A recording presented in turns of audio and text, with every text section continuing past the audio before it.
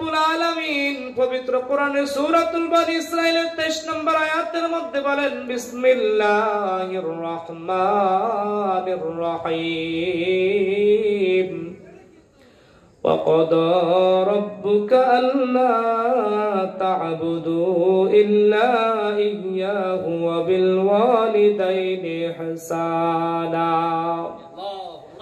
আল্লাহ পাক রব্বুল আলামিন তোমাদেরকে নির্দেশ দিয়েছেন তোমরা একমাত্র আল্লাহ পাক রব্বুল আলামিনের ইবাদত করবে। ইবাদত পাওয়ার একমাত্র হকদার হচ্ছেন আল্লাহ রাব্বুল আলামিন। আল্লাহ ছাড়া আর কাউকে আমরা কি করব না, শরীক করব না। আমাদেরকে সৃষ্টি করেছেন যে আল্লাহ, ওই আল্লাহকে যদি বাদ দিয়া আমরা অন্য কোন মূর্তির পূজা করি, অন্য কাউকে আমরা ইবাদতের শরীকদার মনে করি, তাহলে সেটা হবে আমাদের জন্য সবচাইতে বড় জুলুম। ইন্নাশ শিরকা লাযুলমুন আযীম, এই পৃথিবীর মধ্যে সবচাইতে বড় অপরাধ হচ্ছে শিরক।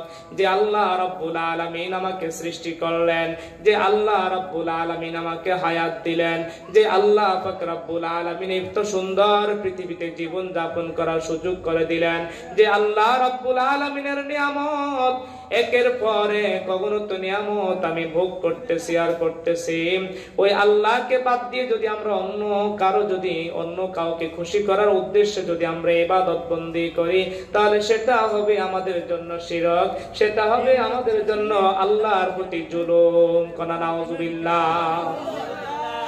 আর আল্লাহর ইবাদতের পাশাপাশি আল্লাহ রাব্বুল আলামিন এখানে অন্য কাউকে ফিট করলেন না। আল্লাহ পাক রাব্বুল আলামিন পবিত্র কোরআনের কোন জায়গায় বলেছেন আতিউল্লাহ ওয়া আতিউর রাসূল।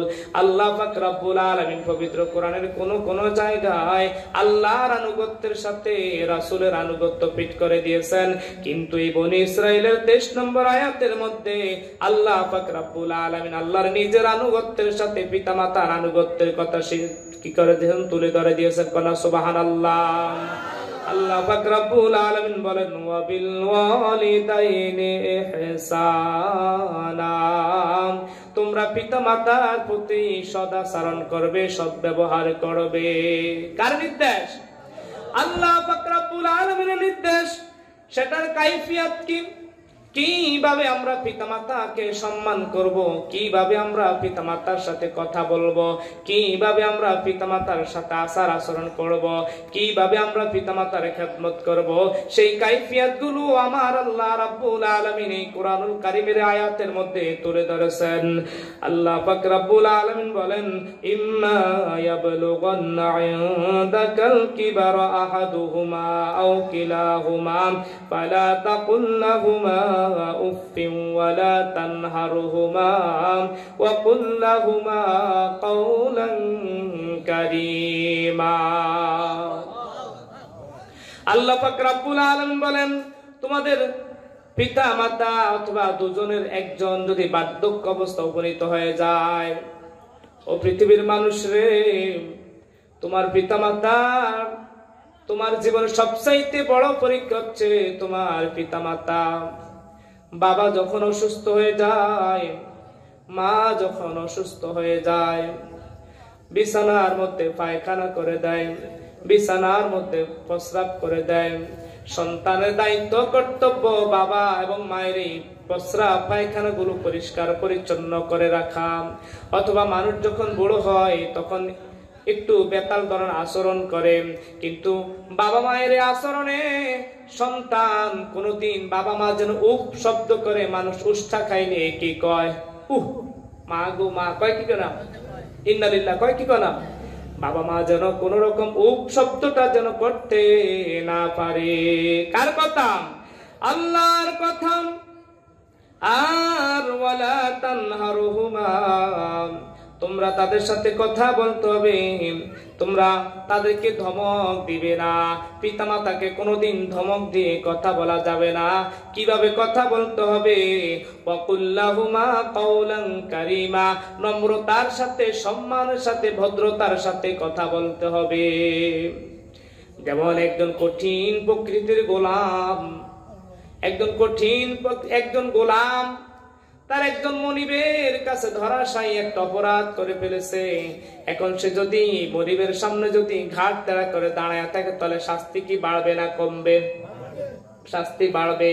এই জন্য মনিবের সামনে যখন দাঁড়াইবে তখন তাকে একবার নরম বিনয় অবনত হতে হবে, নরম সুরে বলতে হবে, ওস্তাদ আমার ভুল হয়ে গেছে, মাফ হয়ে গেছে, আমাকে ক্ষমা করে দিন। তেমনি ভাবে বাবা মার সাথে যখন আমরা কথা বলবো, কোনোদিন তাদেরকে ধমক দেওয়া যাবে না, একবারে অত্যন্ত বিনয়ের সহিত তাদের সাথে কথা বলতে হবে। রাজি আছি না নাই? ও পৃথিবীর মানুষ, বাবা মা যাদের বেঁচে আছে, বাবা মাকে সময় থাকতে মূল্য দাও। বাবা মাকে সময় থাকতে তোমরা মূল্য দাও। এই পৃথিবীতে যার বাবা মা নাই, সে বুঝে মায়ের কত যন্ত্রণা, বাবার কত যন্ত্রণা। এই জন্য যার বাবা মা বেঁচে আছে, বুঝতে হবে তার জন্য পৃথিবীর সবচেয়ে বড় নিয়ামত বেঁচে আছে। বাবা মা কি আমাদের জন্য বিরাট নিয়ামত। এই জন্য বাবা মার খেদমত করতে হবে, তাদেরকে কষ্ট দেওয়া যাবে না, তাদেরকে ধমক দেওয়া যাবে না। তারা যখন অসুস্থ হয় সেবা শুশ্রূষা করতে হবে, তাদের ওষুধ বড়ে কিনে দিতে হবে, ডাক্তারের কাছে নিয়ে যেতে হবে, কোনো প্রকারের অবহেলা করা যাবে না। আজকের বাবা মা, বৃদ্ধ বাবা মা গুলো হচ্ছে সন্তানের কাছে অবহেলার পাত্র, ঠিক কিনা কন? আর যদিও সন্তানের কাছে যদি অবহেলার পাত্র না, কিন্তু সন্তানের বউদের কাছে অবহেলার পাত্র, ঠিক কিনা? শ্বশুরের সাথে কিভাবে কথা বলবে, শাশুড়ির সাথে কিভাবে কথা বলবে, এরকম কোন ভাষা আজকের স্ত্রীদের নাই, ঠিক কিনা কন? ছেলের বউদের এমন কোন ভাষা নাই যে বাবা এই কথাটা বললে আমার শাশুড়ি কষ্ট পাবে, এই কথাটা বললে আমার কি শ্বশুর কষ্ট পাবে। শ্বশুর শাশুড়িকে একেবারে নিম্নমানের ব্যবহার করে, ঠিক কিনা কন? সম্মানিত প্রিয় হাজিরিন, এই জন্য আল্লাহ পাক রব্বুল আলামিন বলেছেন, ও পৃথিবীর মানুষ, ওয়াখফিদ লাহুমা জানাহায-যুল্লি মিনার রাহমাতি ওয়া কুর রাব্বিরহামহুমা কামা রাব্বায়ানি সগীরা। পিতামাতার জন্য তোমরা মমতা বসে তোমরা সহানুভূতির ছায়া দান করবা, আর এই বলে দোয়া করবা, ওয়া কুর রাব্বিরহামহুমা কামা রাব্বায়ানি সগীরা। ওগো আল্লাহ রাব্বুল আলামিন, আপনি তাদের প্রতি রহম করুন, তাদের প্রতি দয়া করুন, যেভাবে তারা আমাদেরকে শৈশবে লালন পালন করেছে।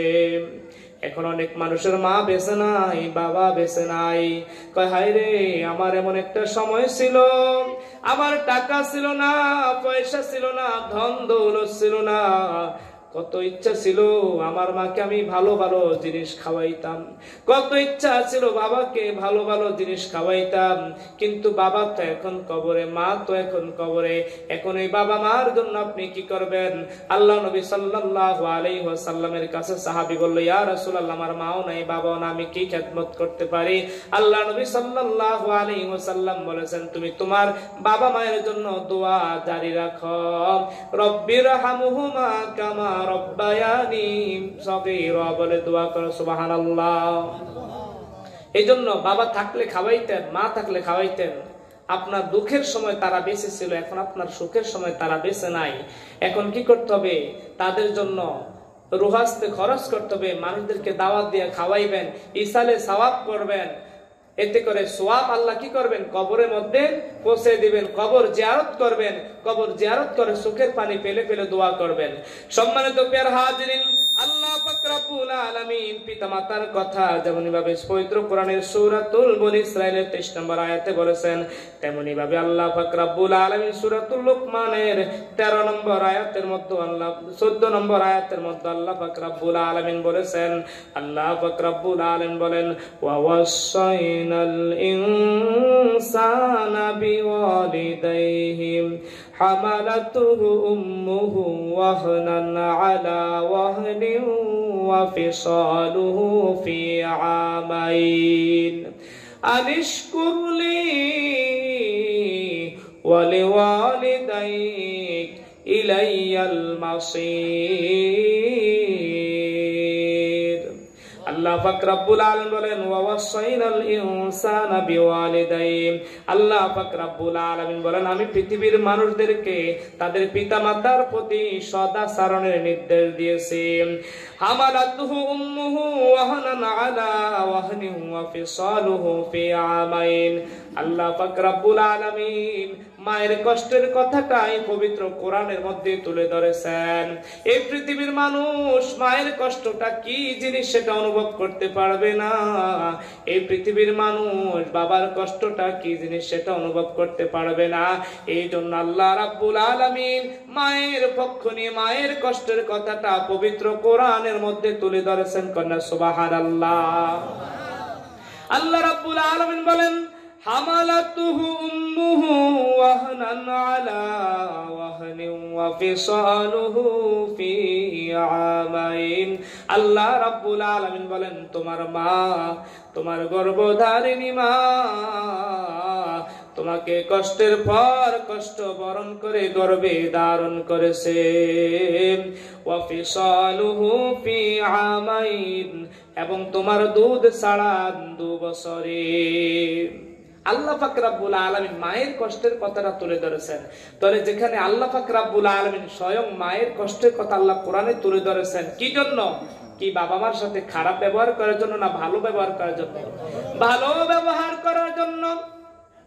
আল্লাহ নবী সাল্লাল্লাহু আলাইহি ওয়াসাল্লামকে সাহাবী প্রশ্ন করলো, ইয়া রাসূলুল্লাহ সাল্লাল্লাহু আলাইহি ওয়াসাল্লাম, নবী গো, আমার পিতামাতার প্রতি আমার কি হক রয়েছে, কি কর্তব্য রয়েছে? আল্লাহর নবী সাল্লাল্লাহু আলাইহি ওয়াসাল্লাম বলেন হুমা জান্নাতুকা ওয়া নারুকা, তোমার পিতামাতাই তোমার জান্নাত আর তোমার পিতামাতাই হচ্ছে তোমার জাহান্নাম। পিতামাতার সাথে ভালো ব্যবহার করো তাহলে তুমি জান্নাতে যেতে পারবা, আর পিতামাতার সাথে খারাপ আচরণ করো তাহলে তোমার ঠিকানা জাহান্নাম। আমরা কি জান্নাতে যেতে চাই না জাহান্নামে যেতে চাই? কথা কন না, জান্নাতে যেতে চাই কি চাই না? তাহলে যাদের বাবা মা আছে, বাবা মাকে কষ্ট দেওয়া যাবে না। আর যাদের বাবা মা কবরে চলে গেছে কিন্তু দুনিয়ায় থাকতে বাবা মায়ের সাথে খারাপ আচরণ করেছেন, এখন কি করবেন? কবরের পাশে যায়া দোয়া করবেন আর চোখের পানি ফালাইবেন, আল্লাহর কাছে ক্ষমা চাইবেন। আল্লাহ যদি দোয়া কবুল করে নেয় তাহলে আপনার কি নাজাতের ব্যবস্থা হয়ে যাবে। আল্লাহ রাব্বুল আলামিন বলেন তোমার মা তোমাকে কষ্টের পর কষ্ট করে গর্ভে ধারণ করেছেন। বন্ধুরা আমার, বাবাজিরা আমার, আপনাকে যদি 10 কেজির একটা বোঝা যদি মাথার মধ্যে দিয়া যদি খাড়া করে থুয়া দেয় তাহলে আপনি কতক্ষণ পর্যন্ত দাঁড়ায়া থাকবেন? ওজন মাত্র 10 কেজি কিংবা 5 কেজি, কষ্ট লাগবে কি লাগবে না? অথবা আপনার পেটের মধ্যে যদি একটা 5 কেজি অথবা 2 কেজি ওজনের পাথরও যদি বেঁধে দেয় বা 1 কেজি ওজনের পাথরও যদি বেঁধে দেয়, আপনি থাকতে পারবেন কি পারবেন না? থাকতে পারবেন না। কিন্তু আমার মা আমাকে এই গর্ভের মধ্যে ধারণ করে। আপনি যখন 1 মাস বয়স ছিলেন, 2 মাস বয়স ছিলেন, 3 মাস, 4 মাসের সময় আল্লাহ আপনার দেহের মধ্যে রূহ ফুঁকে দিয়েছেন। ইচ্ছা করলে আল্লাহ রাব্বুল আলামিন ওই 2 মাসের সময় আপনার দুনিয়াতে আসার মুখ বন্ধ করে দিতে পারতেন কি পারতেন না? আল্লাহ পাক রাব্বুল আলামিন বলেন কাইফা তাকফুরুনা বিল্লাহি ওয়া কুনতুম আমওয়াতান ফাআহইয়াকুম সুম্মা ইউমীতুকুম সুম্মা ইহয়িকুম সুম্মা ইলাইহি তুরজাউন।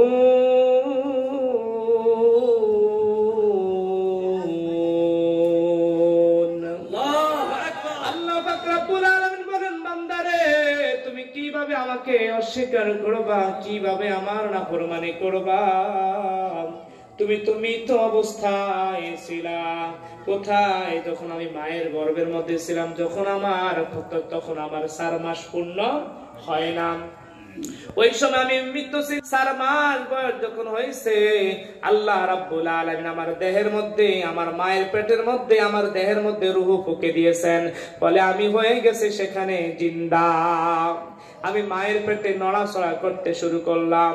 যখন 5 মাস হলো, 6 মাস হলো, 7 মাস হলো, 8 মাস, 9 মাস, এমন সময় আমি আমার মায়ের পেটের মধ্যে লাথি দিয়েছি, কলিজার মধ্যে লাথি দিয়েছি। মা এমন সময় দুনিয়া থেকে চলে যাবেন এমন অবস্থা হইতো, ঠিক কিনা কর? ও বন্ধু, এরপরে তুমি দুনিয়াতে এসেছো, মায়ের বুকের দুধ 2 মাস 2 বছর তুমি মায়ের বুকের দুধ পান করেছ। পৃথিবীর যত গাভী বলেন, যত গাভীর দুধ বলেন, যত ধরনের কেমিক্যাল দুধ বলেন, পৃথিবীর কোন দুধের সাথে মায়ের দুধের কোনো তুলনা হয় না। কন্যা সুবহানাল্লাহ।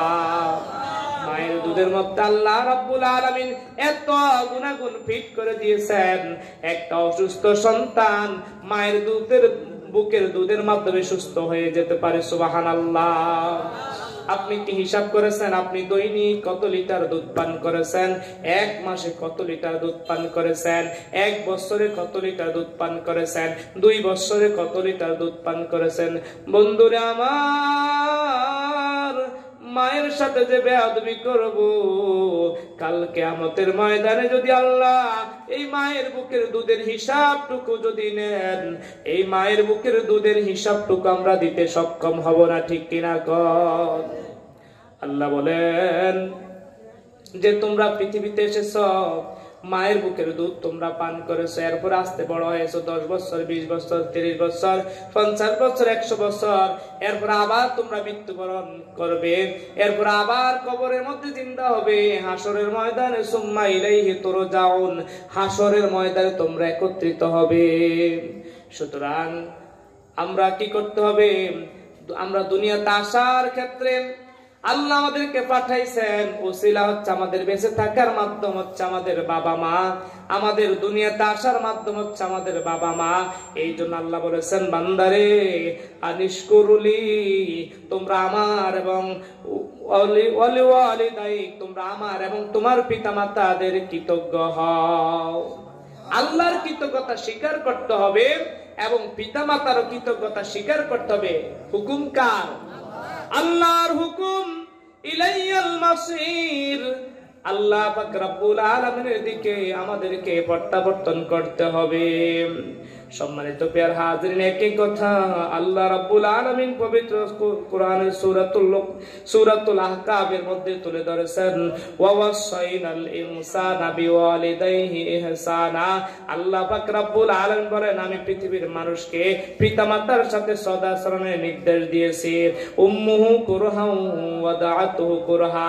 এখানে আল্লাহ পাক রব্বুল আলামিন বলেন, তোমার মা তোমাকে কষ্টের সাথে গর্ভে ধারণ করেছে, ওয়া দাআতুহু কুরহা, তোমার মা তোমাকে কষ্টের সাথে জন্ম দিয়েছে। আমরা যখন মায়ের গর্ভে থাকি মায়ের কষ্ট আছে না নাই? যখন মায়ের পেট থেকে দুনিয়ার জমিনে আসি, পৃথিবীর একজন মায়ের সবচাইতে বড় কষ্ট হচ্ছে, পৃথিবীর জমিনে যত ধরনের কষ্ট পেয়েছে সবচাইতে বড় কষ্ট হচ্ছে যখন তার সন্তানটা ভূমিষ্ঠ হয়।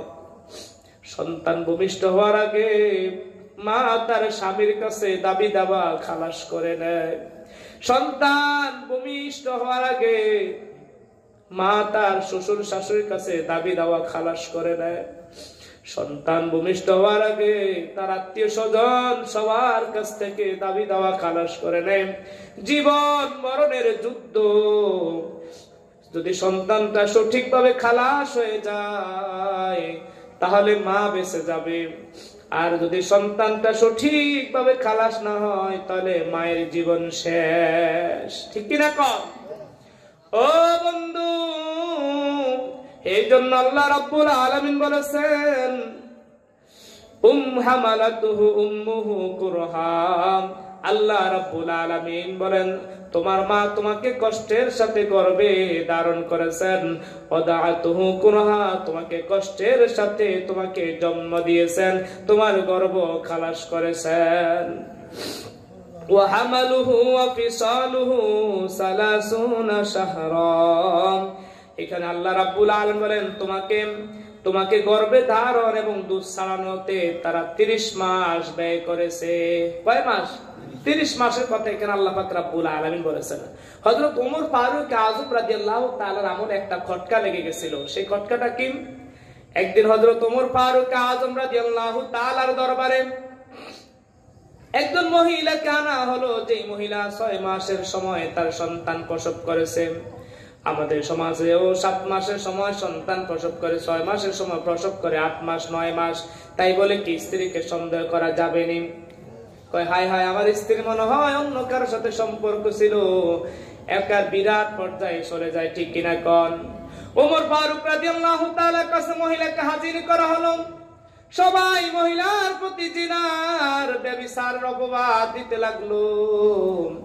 আর ওমর ফারুক আযম রাদিয়াল্লাহু তাআলা তিনি সাহাবায়ে কেরামদের সাথে পরামর্শ করলেন, এই মহিলার বিচার কার্য কিভাবে করা যায়, কি সিদ্ধান্ত দেওয়া যায়। হযরত আলী রাদিয়াল্লাহু তাআলা ছিলেন একজন বিচক্ষণ সাহাবী। আমার নবী বলেছেন, আনা মাদিনাতুল ইলমি, আনা মাদিনাতুল ইলম ওয়া আলিয়ুন বাবুহা, আনা মাদিনাতুল ইলম ওয়া আলিয়ুন বাবুহা। আমি হচ্ছি ইলমের শহর, আর আলী হচ্ছেন ওই শহরের দরজা। তার মানে আলী রাদিয়াল্লাহু তাআলার ইলম কি কম ছিল না বেশি ছিল? অনেক বেশি ছিল। আলী রাদিয়াল্লাহু তাআলা তার বিচক্ষণ বুদ্ধি দিয়ে বলেন যে না না না, এই মহিলাকে জেনার অপবাদ দেওয়া যাবে না। কারণ আল্লাহ পাক রব্বুল আলামিন পবিত্র কোরআনে সূরাতুল আহকাফের মধ্যে বলেছেন, ওয়া হামালুহু ওয়া ফিসালুহু 30 শাহরা। আল্লাহ পাক রব্বুল আলামিন এখানে গর্ভে ধারণ, দুধ ছাড়ান এবং গর্ভ সহকারে 30 মাসের কথা তুলে ধরেছেন। কয় মাসের কথা? 30 মাসের কথা তুলে ধরেছেন। যেহেতু আল্লাহ পাক রব্বুল আলামিন দুধ ছাড়ানোর কথা সূরাতুল লুকমানের 14 নম্বর আয়াতের মধ্যে বলেছেন, ওয়া ফিসালুহু ফি আমাইন। তোমার মা তোমাকে 2 বছর যাবত দুধ ছাড়ান, 2 বছর পর্যন্ত দুধ পান করান। তাহলে দুধ পান যদি 2 বছর চলে যায়, তাহলে গর্ভধারণের সময় থাকে 6 মাস। সুতরাং এটা কোরআন দ্বারা প্রমাণিত, এই মহিলাকে জিনার অপবাদ দেওয়া যাবে না। কন্যা সুবহানাল্লাহ। কেমন হিকমত খাটাইলেন আল্লাহ! গর্ভে ধারণ এবং দুধ ছাড়ানো সহ কয় মাস তুলে ধরেছেন? 30 মাস। তাহলে দুধ যদি 2 বছর খাওয়ায়, 12 দুগুণে কত মাস? 24 মাস। আর অবশিষ্ট তাই কয় মাস? 6 মাস। তাহলে 6 মাস সে তার সন্তানকে পেটে ধরেছে। আল্লাহু আকবার। সুন্দর সিদ্ধান্ত দিয়ে দিলেন হযরত আলী রাদিয়াল্লাহু তাআলা, যার কারণে ওই মহিলা ওই সময়